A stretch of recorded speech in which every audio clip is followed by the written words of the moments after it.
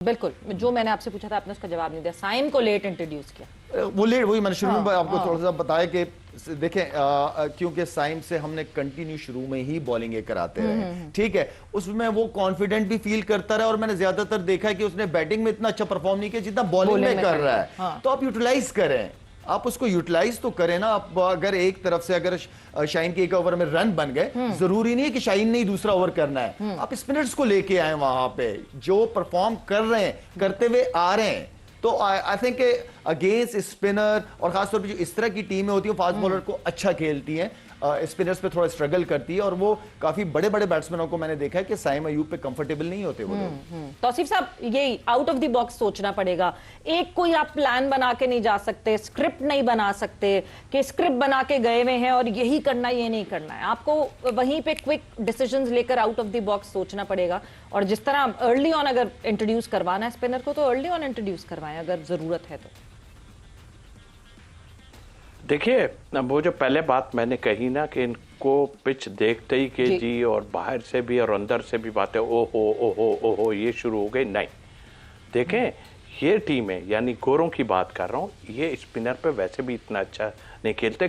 کیسی ہی پچ کیوں نہ ہو, گراس ہو, کچھ ہو, وہ کراس مارتے ہیں ادھر ادھر مارتے ہیں. اور ایسوسیٹ ٹیموں میں اس طرح کے پلیئر ہوتے ہیں کہ بھائی اچھا بھی کھیلا ہے انہوں نے, بہت اچھا کھیلا اپنی جگہ.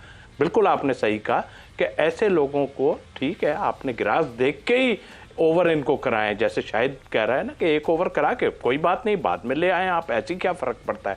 اور پھر آپ بالکل لانا چاہیے تھا آپ کو, فوری لے آتے. یہ نہیں میں کہتا سکسیسفل رہتا یا نہیں, بٹ آئی تھنک میرا خیال ہے کہ آپ تھوڑا سا اس طرف مت جائیں کہ یہ پچ ایسا ہے.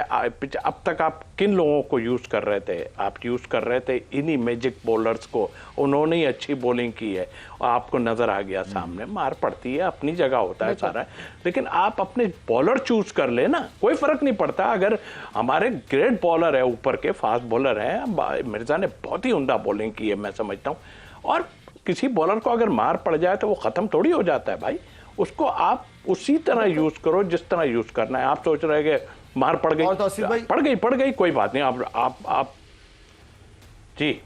اور توصیف بھائی اگر آپ دیکھیں تو پاکستان ٹیم آپ کو واحد بالنگ اسٹرینتھ نظر آئے گی جس کے اندر ہر قسم کی ویریشن ہے, ہر قسم کی. مطلب آپ سائم ایوب نے ایک اوور کیا جو کہ ریگولر چار اوور کا بالر ہے, فہیم اشرف نے اوور ہی نہیں کیا.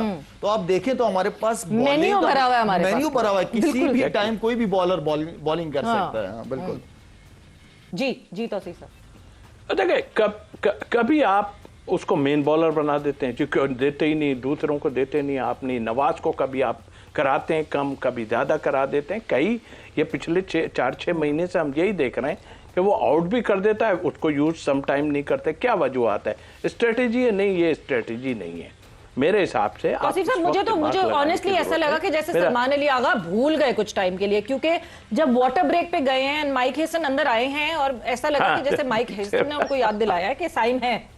بالکل, میں ابھی یہی بات کرنے والا تھا کہ باہر سے آن کے اگر کوئی بتا رہا ہے کوئی بات نہیں ہے, آپ جو لانگ آن یا ادھر کا فیلڈر ہے ادھر سے میسج بھیج دیں آپ ایک کہ بھائی اس سے پہلے کہ ایک اوور آپ کو کاسٹلی پڑ جائے, میسج فٹاک سے بھیج دیں آپ اندر کہ بھائی ایسا ہے.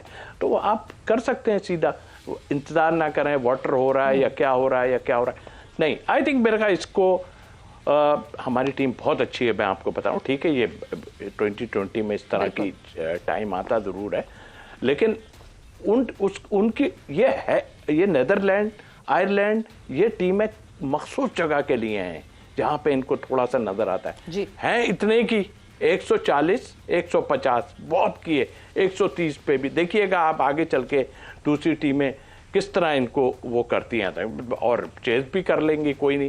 ان کی فاسٹ بولنگ نے اچھی بولنگ کی, انہوں نے بریک تھرو جس طرح دیے, اور پھر آف اسپنر نے ایک بہت اچھے کروشل ٹائم پہ وکٹس لے کے دیے, اور میں سمجھتا ہوں کہ ان کو کریڈٹ دینا چاہیے, اتنی دور تک میچ لے گئے.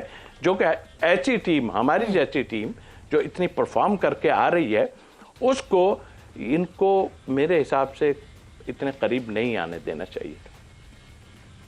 बिल्कुल इतने करीब नहीं आने देना चाहिए था। यही वो मैचेस होते हैं जहाँ पे आप अपने नेट रन रेट पे जो है वो काम कर लेते हैं और नेट रन रेट पे जो है वो आप कैपिटलाइज कर सकते हैं इन टीम्स के against. But before moving further match summary पे हम नज़र डाल लेते हैं कि क्या सिलसिला रहा। एंड जिस तरह परफॉर्मेंसेस की बात करें तो Netherlands who started to bat, Pakistan ने टॉस जीता था, टॉस जीत के बॉलिंग का फैसला किया था, नीदरलैंड्स को दावत दी थी बैटिंग के लिए, 147 रन्स बनाए नीदरलैंड्स ने, जिसमें जो है वो आउटस्टैंडिंग परफॉर्मेंसेस उनकी तरफ से 37 रन्स जो हैं वो बनाए एडवर्ड्स ने, the captain, he was responsible enough, 30 runs बनाए लीडे ने और 24 रन्स बनाए लेविट ने। जवाब में अगर मैं बॉलिंग की बात करूं तो बॉलिंग जो है वो पाकिस्तान की तरफ से यू वुड से कि Salman Mirza was out class, because Salman Mirza ने जिस तरह जब वेरिएशन रिक्वायर्ड थी ही गेव दोज वेरिएशन। फिर शादाब खान जो है वो विकेटलेस रहे, मगर अबरार अहमद एंड साइम अयूब दो विकेटें उन्होंने हासिल की और शाहीन शाह अफरीदी ने 1 विकेट हासिल की।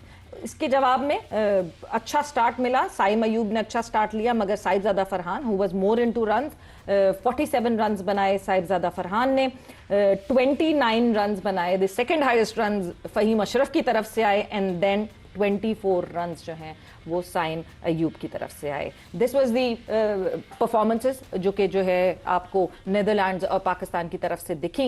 एंड लाला एक चीज़ बहुत इंपॉर्टेंट है और वो इम्पॉर्टेंट चीज़ ये है कि हमें फील्डिंग बहुत अच्छी दिखी। फील्डिंग में एक बहुत बड़ा डिफरेंस दिखा है। द काइंड ऑफ कैचेस जिस तरह के पाकिस्तान टीम ने लिए, वो रीले कैच जो बाबर और शाहीन ने साथ किया, then Salman Ali Agha was so busy in the field, सो यहाँ तो इम्प्रूवमेंट दिख रही है इस फील्ड। सवेरा फील्डिंग एक ऐसी चीज़ है, एक ऐसा एरिया है कि जहाँ पे हमेशा मैं पहले भी कहता रहा हूँ कि टीमों का पता ही फील्डिंग में चाहता है, इसलिए कि फील्डिंग ऐसी जगह जहाँ पे टीम, कप्तान सबका पता चलता है कि ग्राउंड में किस माइंडसेट के साथ उतरे हैं। तो फील्डिंग को जब तक आप एज अ यूनिट एंजॉय नहीं करोगे, और फील्डिंग बगैर एंजॉयमेंट के होती भी नहीं है। एक कुछ प्लेयर हमारी टीम में होते थे जो छुपने की कोशिश करते थे, बॉल उनको ढूंढ और बॉल उन्हीं के पास ज्यादा आती थी। तो फील्डिंग को तो एंजॉय करना चाहिए, अपॉर्चुनिटी ढूंढनी चाहिए। शायद मुझे लग रहा है आपको शिद्दत से यूसुफ याद आ रहे हैं। मोहम्मद यूसुफ। तो खैर कैचेस आप इंतजार करते थे, मुझे अच्छा नहीं लगता अपनी मिसाल देते हुए, लेकिन मेरी ये कोशिश होती है कि यार मेरे पास कोई कैच है, मैं कोई कैच पकड़ूं, कोई रन आउट करूं, दिल चाह रहा होता था।